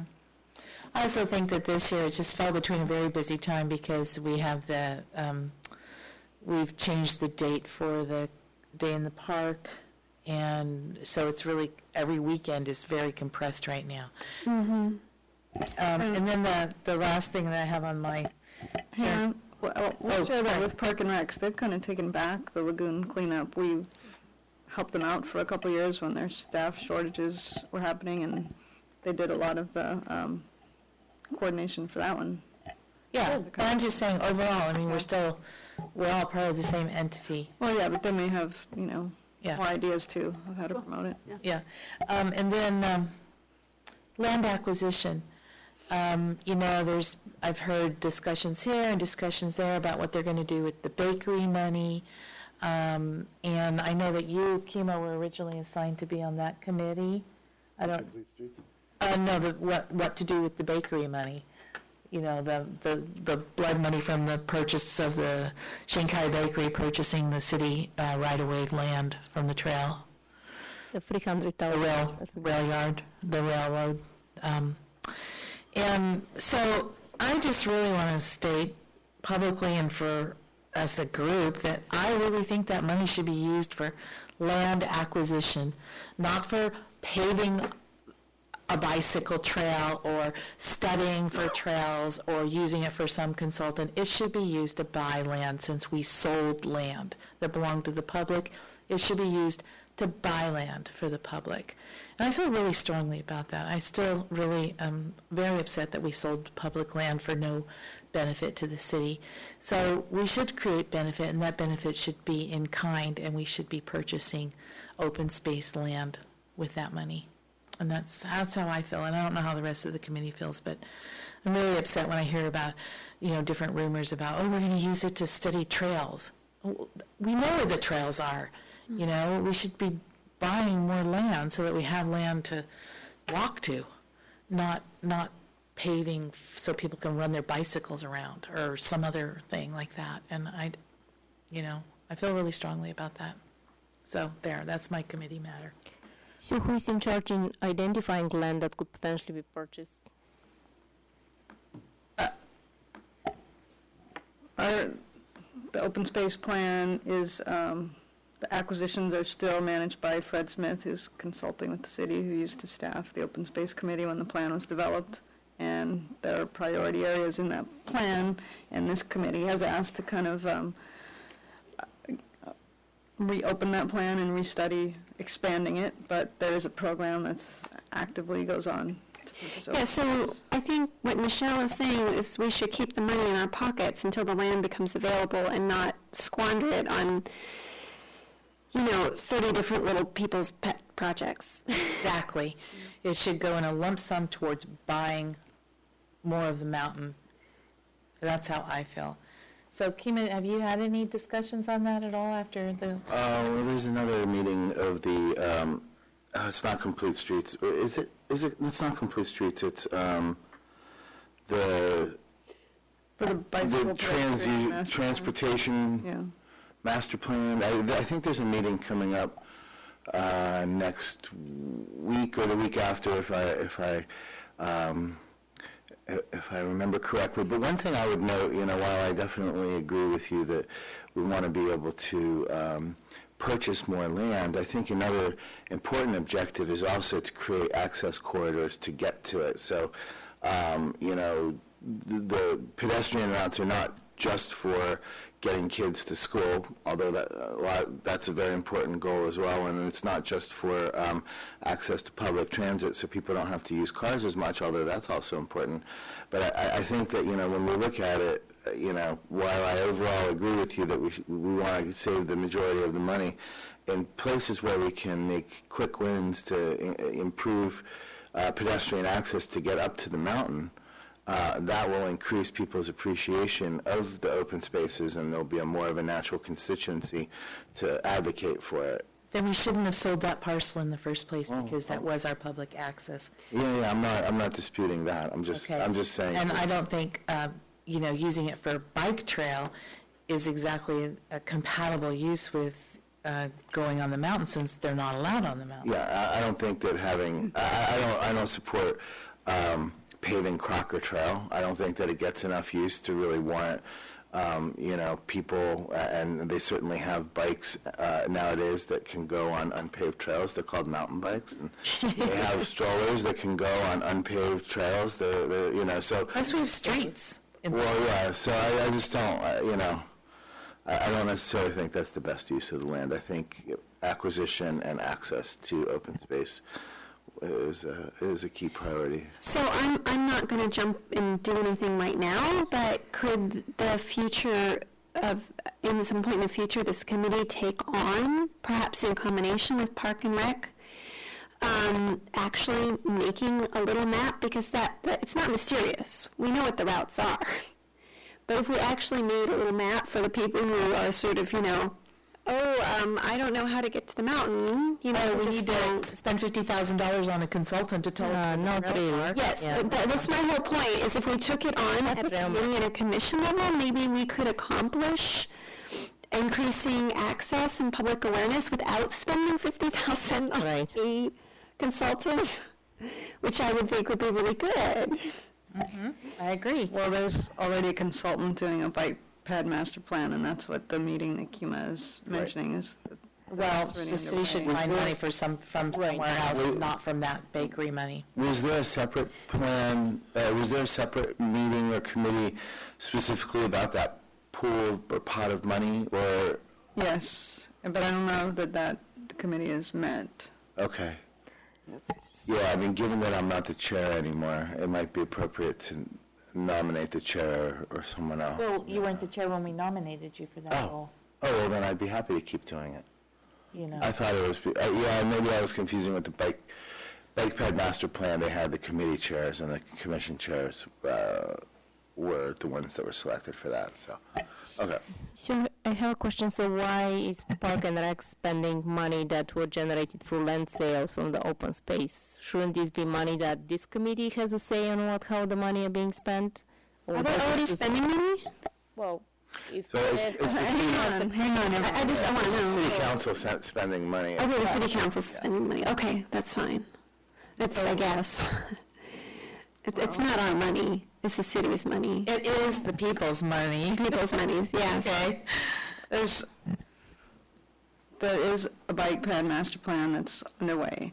There is a separate committee to evaluate spending that Shanky Bakery money. My understanding is that if council has a project they want, they're going to take it to these committees via the representatives, which are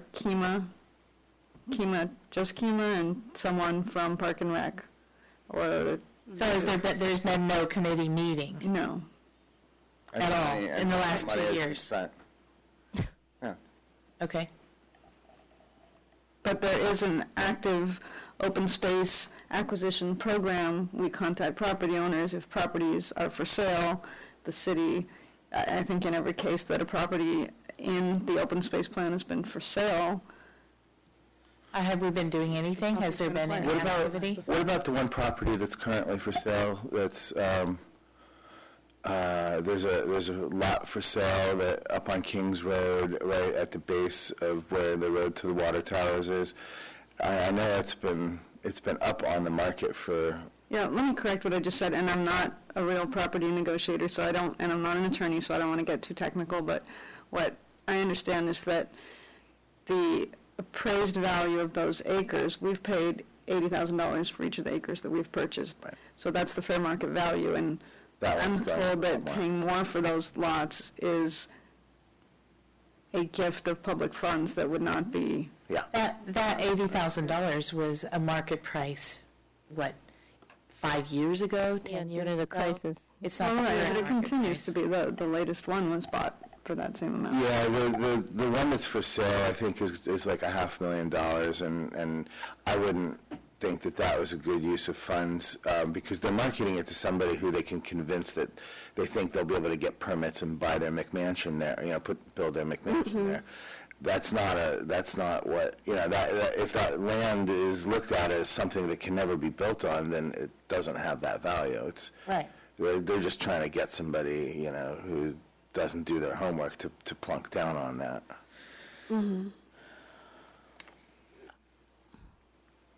But maybe the okay, so we got lucky and got the last one for 80,000, but maybe that number needs a little adjusting. Yeah. I mean, I know there's It's not an appraiser, it's not a. Okay. Okay, that's fine. I just know that the little lot on Lake and San Bruno was listed for like 350. But you can build on it. Yes. That's a key This is distinction. true. This is an important distinction, but The it's two- still almost 4 times as much. There's like 4 open lots on Humboldt also, that each of which is going for $250,000, Yeah. I believe, so. Yeah. 5:30. Yeah. Oh, yeah, actually, yeah, that's right. 530. Yeah. So it becomes even more imperative that we expand the open space plan to include more of the open lots. as priorities. And that's on the list to discuss with the liaisons next month, too. Great. Do we have more committee and member matters? Do you have some? Yeah, I just got a couple little things. I noticed a clothing collection bin popped up next to the hardware store. It's one of those green bins like we used to have up next to the Midtown Market. But that one became a dump site, and so it was taken out because it was a nuisance. I don't know, maybe the site at the hardware store will do a little bit better. I would like to think so. And it's run by somebody called Recycle for Change, which it looks like a very good company overall. I was a little disappointed, though, because it doesn't appear that they take rags or scraps at all. They only are interested in usable clothing, which, you know, we can also take to Goodwill or whatever, and you know, you can get into very deep philosophical debates about what the impact of free clothing on the economics of Africa are, because they ship everything to, like, Belize in Africa, this particular company. I'd rather have a conversation about the difference between Goodwill and this company, because I would much rather send it to Africa and whatever those issues are, having people being clothed instead of going down that road of those issues, than giving to a company like Goodwill that I don't myself personally believe in. Well, there's, okay, I'm going to get off into the weeds. I'm sorry, I apologize. There has been some issues with dumping of cheap clothing in third world countries, and the fact that textiles is usually a women's profession, and so these moms can't afford to send their girls to school anymore because they don't have that auxiliary income, and it's caused some real social problems. And you know, there's a whole carbon footprint of shipping. You know, so it's a mixed bag. Yeah. You know, and I'm not telling anybody what to think. I'm just saying it's not all a bed of roses. But we don't. Is that what you said? These guys are doing the recycle per change are sending them to third world countries. Yeah. You know that? Yeah. I did spend like a half an hour reading through the website because I was particularly mostly interested in whether or not they did, you know, degraded textiles. But it doesn't appear that they do that. They just take usable clothing and ship it halfway across the planet. And then sell it or give it away? They sell some stuff, and that funds some programs, and they also give some of it away. They didn't break down that stuff in any of the reports that I was able to lay my hands on. Because most of the ones like Parka, they sell it. Yeah. Not a fan of Parka. I agree with Barbara that the textile industry is one of the first, you know, there's sort of an industrial development ladder. Yeah. The textile industry is one of the first rungs on that ladder. When you start dumping used textiles, that industry never develops. And then there's also indigenous traditions of weaving and dyeing and things like that get lost if people are wearing old T-shirts from the United States instead of, you know, their own design. Yeah, there's definitely cultural erosion is another issue. So I would really like to see some hardcore figures on that stuff, because I've heard about it too, and for me to ever even really have a decision myself personally, much less everybody else that's listening here, would be if we had exactly what does that look like. Yeah, I give somebody write me a grant, and I'll research it for you. But until then, you're just gonna have to do your own reading. So we made some good progress on the toolkit. I got back something from Karen and Natalie today that I have not had a chance to read. I know we can continue to add and subtract to it after the Day in the Park, but I really want to have it fixed in my mind that we are going to have it done at Day in the Park because this baby needs to get born. Its gestation period is up. Right? You got 2 days, baby. Yeah, 2 days. I'm putting it, it's going. And I have your food coloring here, Natalie, that I forgot to put in the box. And I ran across this in a free pile, the Women's Energy Toolkit. Now, never mind that it's targeted towards women, but it actually has great illustrations and very easy to follow. And it covers like 2/3 of the stuff that I was trying to put in the energy toolkit. So now you found it after the fact. So now I found it just a couple of days ago. Unfortunately, it was written in 1980. There was not a more recent edition of it printed, though. But I'm planning to add that to the toolkit so that people have Reference. an additional reference. What's the title again? Women's Energy Toolkit. Does it have caffeine in there?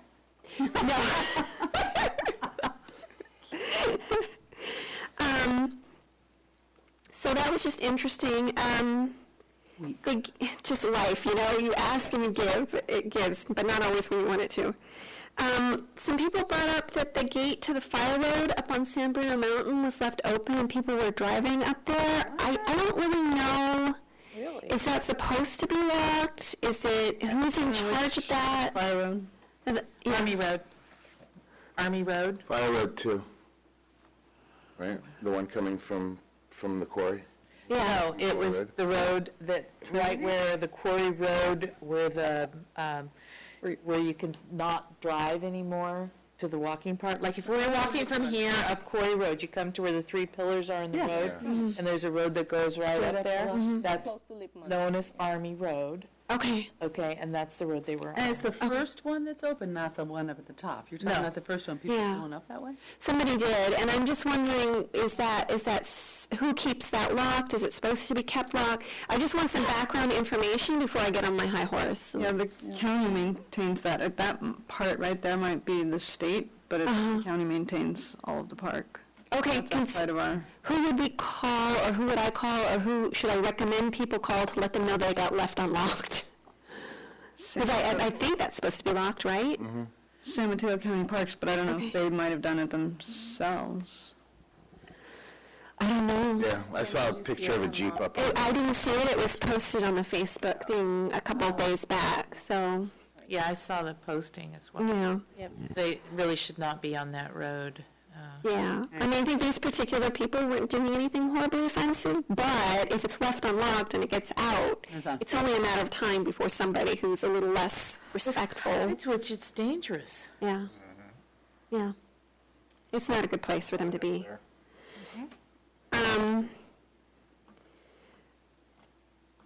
I'm also curious when the dumpsters are coming. Normally they come way too early for the leaves to drop, but for some reason the leaves are already dropping in my yard this year, and I don't know if it's the funky weather or the dryness. We're Or what? going to have an early winter. Yeah. The dumpsters are usually in November. end of the second weekend of November. Yeah. I think it's still in November. I don't know the Okay. exact date. Just let us know when you have a chance. Okay. Good to publicize that now so people can get it in their heads and make plans to. One other thing, when we added a bunch, so originally when we decided to add a bunch more habitat restoration days and stuff, we were concerned that at some point we might reach saturation level and burnout level, and I think that may be what has happened, and maybe we should pull back one event next year and see if that recharges people, just as an experiment. Well, we only went just a to thought. one extra event, so it wasn't. Really? Yeah. Oh, And I think that what happened with that event was that we moved it from June to July. okay. And it was just, July people are gone and it's hot. They don't want to do it in July. Okay. That's, the third one, the one that looked like a third one, that was a Mountain Watch sponsored event Okay. that did not get publicized properly. Okay. And there was the one that Camila was doing, and That's then, the one I'm talking about. Okay. that- Okay. Well, if everybody doesn't feel like that, if everybody feels like we want to keep going with what we've got, I'm all for that. I just wanted to make sure people had turned it over to Earth them. Day, and then summer solstice, and the lagoon cleanup is, well, Okay. the city-sponsored ones that we should continue to support. And the where we did clean up Sierra Point Road Canyon, even though it was a small group, we took Kicked out, we filled an entire We dumpster kick butt. with ivy, and it looks good, huh? Looks so good. Yeah, I mean, we kicked butt on that. Thank you, Natalie. Natalie was even working a little, throwing it, Jeff, Jeff Franco did a great job that day, helping to clean ivy and everything. So we had a small but powerful crew. Okay. Well, I'm perfectly willing to respect everybody's opinion on that. I'm done. All right, so I have one question to the committee. As most of you know, I'm running for school board for the Brisbane Elementary School District here in lovely Brisbane, California.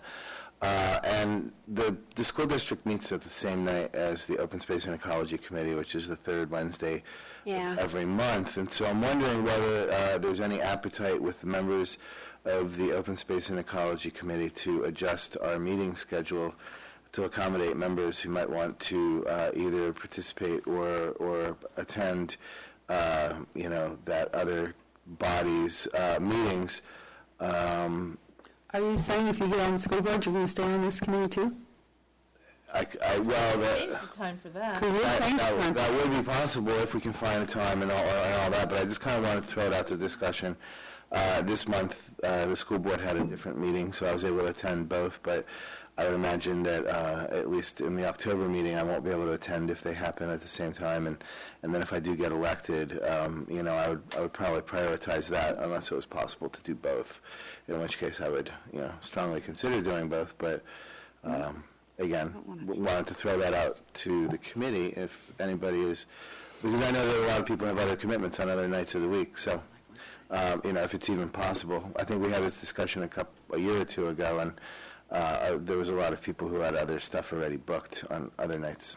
And sometimes it's challenging to have this room, too. Exactly. So I'm not saying that it is possible for us to move. I'm just kind of putting it out there to the group. My tap dance Could class. you look into that, Natalie? Yeah. But what's the committee feedback too, Les?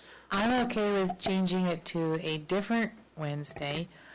I'm also okay with changing it to a different night.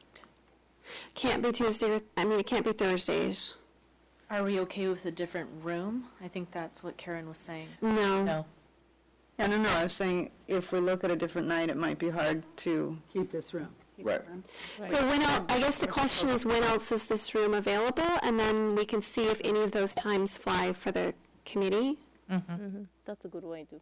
Yeah. They may not. It sounds like the committee is open to it, and I'm deeply grateful for that, unless if you have objections, please say them now. But maybe if you could pull together just a list of what nights of the month this room is available, and then we can see whether that'll work for by the consensus of the committee. Because I know that other people have commitments, and I don't want to make them miss that. Like if you teach a class or you have another thing that you're doing, whatever it is, I don't want to impact on that. Yeah, because attendance is important, as I mentioned earlier. So. Also, you mentioned that you didn't want to lose this room, but would there be options to have using, say, the large council room periodically? The problem is that we can't record the meetings if we're not in this room. Yeah. And so no one would be able to see them. And I think that it is kind of important to have a record of what we've discussed, and that the public does have an opportunity to watch it. I know we have a few devoted watchers, believe it or not. I know. Yeah, Kira. I'm waving to them. Yeah. So that's my concern. Yeah. Right. So maybe, if we could narrow it down by when, and then we see if any of those dates work, and potentially if we're open to doing it via email prior to the next meeting, or at least looking at November and beyond, that would be great. Yeah, we may need to just look at November. We set this next one with the council liaisons. Yeah. Okay. Yeah, so Now let's, and then we'll go from there. And then also maybe in the spring, when people readjust schedules, it's also a good time to readjust. I have one more thing. Are we done over there? I'm done. Anybody else? I have one. Anyway, sorry, I thought I told you guys I changed my last name to Angenberg, so I apologize. I did. Woo! The other thing that I mentioned it to Natalie, and I mentioned it at the pool this morning, when you flush the toilets at the pool, you'd be amazed at how much water runs. And I sit there and I go, and I swear they should just put buckets by the water, because you lose so much water every day when we're taking showers. Can we just check? There's people in each one, it just sits there, and they stand there and they watch the water run, and I go, Oh, I thought you were saying the toilet. I said the toilet, also the showers. I thought they were wasting water. I was ready to call maintenance and say, hey, the toilet's still flushing. It was that long. Well, maybe It they really are. is obnoxiously long. Yeah. So we need to install water efficient Yeah, well, I just want it to be checked, maybe because they're low. It doesn't seem like the water's high, but it just runs for a long, like outrageously amount of Yeah, time. maybe there's something wrong. And All of them, not just one toilet, they're both like that, because I checked the other one Yeah. today. there are 3 in the I only checked 2, 2 out of 3 are like that. for sure. I didn't check the third. You needlessly flush the toilet? No, I went to a different toilet each time. Good answer. It's been a long-term problem. It's been like this for a while. I just want to make it like official again. I was going to call Jeff, and I told one of his staff today. Well, and it's Public Works that maintains it, so that's fine. But a service request is optimal, you don't have to wait for meetings on it. Send a note to Randy. That was it. It bugged me again this morning when I was swimming, and I was like, got to remember to say something. Okay, so if everybody's ready, let's move on to subcommittee reports. But you can refer to. Yay. Day in the park? Yay. I'd be willing to. So, met with Kima, and then I also met with Natalie, and Mr. Lovely Bob Detmer is building our shadow boxes. He's awesome. Love that man. He's so sweet. So I know he's busy too, but he's got them built. And we'll find out what the price is. He didn't give it to me, but he's just using regular particle board. I'm not using that white stuff. It's like all recyclable materials, and he did exactly what I asked him to. Thank you, Bob Detmer. So that's there, and then we have the toolkit. We've got, Natalie, you're going to bring because you're going to be coming early, right? So you'll help set up all the brochures and things that we need. You have all that, so that's set. What time should we be there for setup? 9:30. Okay. It starts at 10, because everything. You can't set anything up before 9 o'clock because it's in the street. And we don't really need anything. It doesn't take, that's half an hour. So I did ask Teresa, I don't know if you saw, that I wanted to know what the bins look like. Is this going to be going on top? Because I'm assuming, because that's how I had them being built. So if they have to go somewhere else, I guess we'll ad-lib it. But I also like to see if there's going to be writing on the actual trash bags or containers that they're bringing, or if it's going to be the same as we have, and we'll figure it out. I also... because it's not going to be like on the outside the bins, everybody knows what goes in, it's your basic stuff. But I've been collecting the stuff and putting it in a little box going, what do I do with this? You know, I was going to start taking pictures of it, but I figured we need them for the shadow boxes. So I'm not going to be putting in your basic information in the shadow boxes. Everybody knows what is to be recycled, your basic stuff. No, they it's don't. that other, no, it's in, there's a picture of it. Mail. But I want, there's the other things. The recycle has it in there fairly well done. But I think it's those other things that I've been keeping them anyway. So I'll have those to put in the shadow boxes. Now, you can argue with your husband another time, not on our time.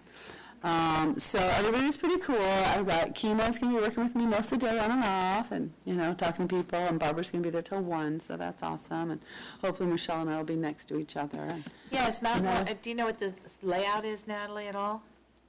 I mean, I'm not looking forward to being on the street. No, I don't, and I did request for you guys to be next to each other, but I don't know if that request is going to be. who we have to strong arm? No, I'm just kidding. I mean, the way we had it before with the squares, we could back each other up, Yeah, it's pretty cool. But now I guess we're going to just be out on the Just go set up next to each other. puddle pavement. Comes along and and- say, sorry. That's- Is it going to be linear? I mean, are people going to be coming there? There's a fence between us and the rest of the festival. Super important. Okay. Whoever's ever in charge of the sprinklers, They know. don't turn them on, okay, the day before. Make sure they don't go off. Okay, thank you, Michelle, because that gets forgotten every year. Really aware of it. If the grass is soggy this year, heads are going to roll. Yeah, at least make somebody get a face and stamp it in the mud. Grass, Just you're going to kidding. be out there on the hot old pavement, standing on concrete all day. Yeah. It does not get cool either. I am not happy about that. Okay, Captain's. I'm texting right now. Good. I think that was it, right, for the day in the park? Yeah. So, yeah. All right, cool. Awesome. Yeah, good work. So who's, No gonna pinata. Sorry, Natalie. talk to us about the CAP subcommittee? We didn't have a meeting. It got postponed. Okay. We're supposed to meet again on Right along to 6th. staff updates, because there's quite a few. All right. If you have something you want to say, please, by all means, say it. No, Natalie thought we met, but we're working on trying to move forward on staff training. We're going to be talking with the liaisons next month about energy-saving ordinances for buildings, for residential and commercial, so we'll all talk about that. The toolkit, counties doing an open data portal. They're kind of starting, you missed that, you were on vacation, but a mock-up for having all the city's data on their open data portal website. And, yeah, that's just a quick.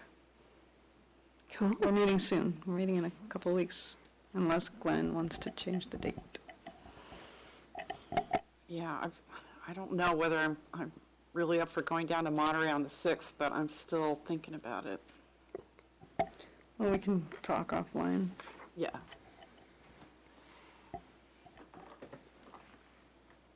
So is that all on staff updates? No. No. What's Bauska? Bay Area something. Bay Area Water something Conservation Agency. So I coordinated a free landscaping class, landscape design, with Bosca, and it'll be on the 29th from 6 to 7, and it will be in this room. 9/29? Yes. 9/29, sorry. You mean like next week? Yep. Thursday. No mind. So on the Sunshares workshop, we had one on the 31st, and it was a pretty small group. A couple from Pacifica actually came, and they signed a contract, which is good, but also it wasn't for Brisbane, so it doesn't count against our numbers. And there will be a second workshop on October 8th at 10 in this room. 10 a.m.? Yes. Well, it's a Saturday. Yeah. So we did have a Peninsula Clean Energy workshop, and it was recorded and placed on the city website. And that was on the 29th. Quite a few people came and asked a lot of questions. So other updates for Peninsula Clean Energy is that Group 1 will be enrolled next month, and then Group 2 will start to be enrolled, I believe, in June or July. Oh, wow, that's a long wait. And for the letter to Lippman, I did get a reply back, and so we're just coordinating. Maybe you guys don't know the background. The Climate Action Plan Subcommittee drafted a letter to Lippman, to Jolene Heckerman, and asking for more student involvement in the types of projects that we're working on. So she asked one of her teachers to respond back to me, and so we're just trying to coordinate a day to meet with her. So Natalie, is that still open? Because I wrote to you today, I can't do it on Wednesday because I'm in class. Yes, it seemed like Wednesday was her availability, and that's so I fine. believe Barbara said she would be able to come, so, Okay. yeah. Yeah, sorry. Okay. Do you want me to try to make it to the very end, or would that just be more disruptive than it's worth? Because if I really rest, I could probably make it back here by 4, but no earlier than that. Yeah, just come. Sure. Okay, so it is on for, I will let you know once she confirms back to me. okay. Mm-hmm. Anything from you? I don't have anything on the list, but I did take a couple of notes that I'm not sure what agency, there's a San Francisco Bay Day that was in September. We heard about it at the last minute, and some agencies around the Bay were having events to promote, maintaining and saving the Bay, so it's something we might think about next year is participating, since it's being promoted on a wider level, and we could have a hike or an event out there. And we also got an email about, I'm not sure if there's an acronym, the OWL devices that are the sea level change, or the device sea level rise display. It was in Marin County for a while. It was funded and put together by a grant. It's at Coyote Point now in San Mateo County. And there was an email, and everybody's got a lot of things they already volunteer with, but they're asking for volunteers on a few Saturdays it's going to be up through maybe December, to go out and do outreach to people and get them to look at it and get their feedback. So we can forward that email to you in case you guys have time or know anyone that might want to volunteer and be involved with that. Okay, cool. Yeah. And I know we talked about the Monterey Pines at the Quarry Park downhill from the community garden. We're trying to schedule getting those removed, so that's in the works. Great. Well, it looks like our next meeting is on October 19th, 6:30 here with the city liaison, council liaison. Yeah, do we have an agenda for what we're going to discuss with them? It'd be good to put that out sooner rather than later because Right. we should be having feedback and multiple conversations around that. Right.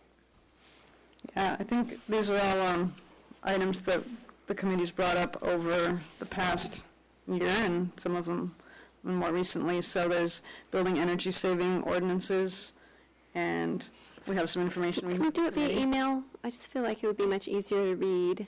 Yeah. Oh, I just want to make sure we have everything on there that we've sort of talked about, like invasive plants ordinance, That's number 2. weed ordinance. Those are together, aren't they?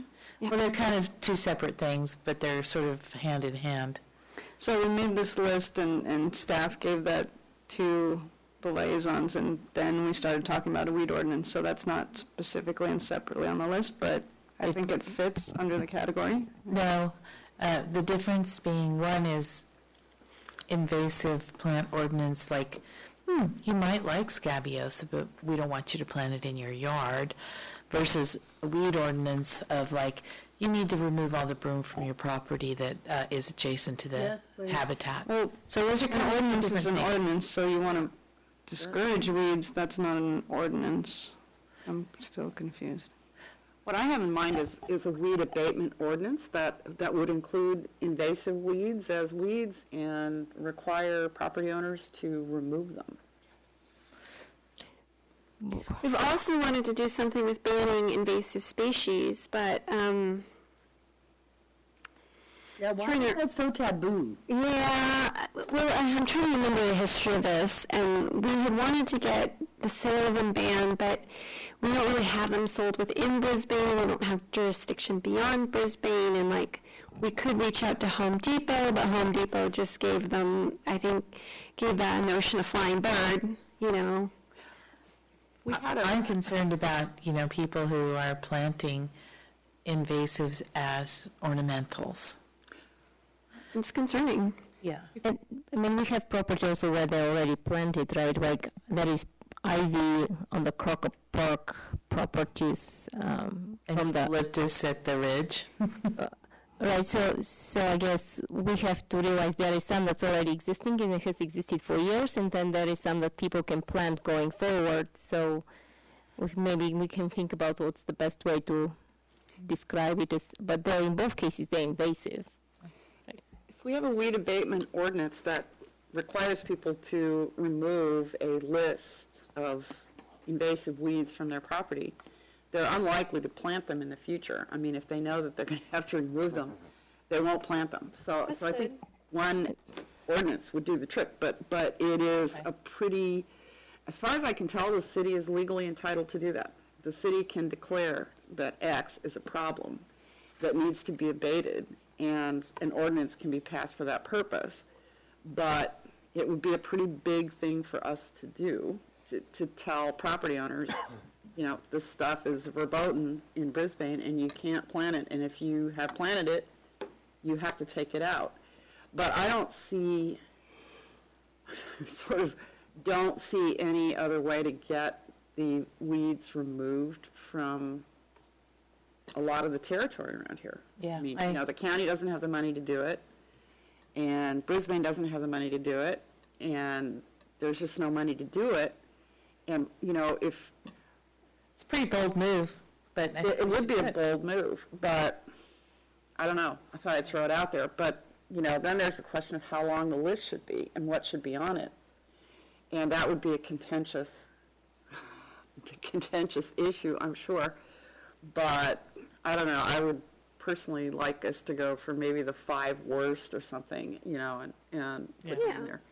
But I think we need to see how the council responds to the idea. You know, they might just absolutely freak out and say, absolutely not. But I think we should try it. Why not? Yeah. Yeah.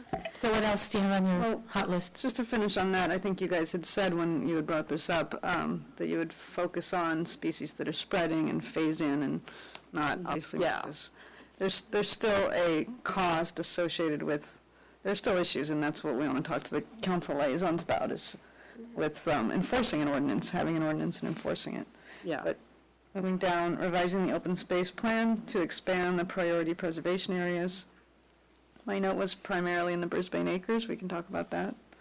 The green building ordinance, talking about adding a couple of specific items that are getting traction countywide, and this is kind of the climate action plan subcommittee's worked on, like rooftop solar requirements for new construction and significant remodels, and electric vehicle readiness, charging readiness. Christmas tree, investigate replacing the Christmas tree in the community park. I did talk again to Sean Sweeney.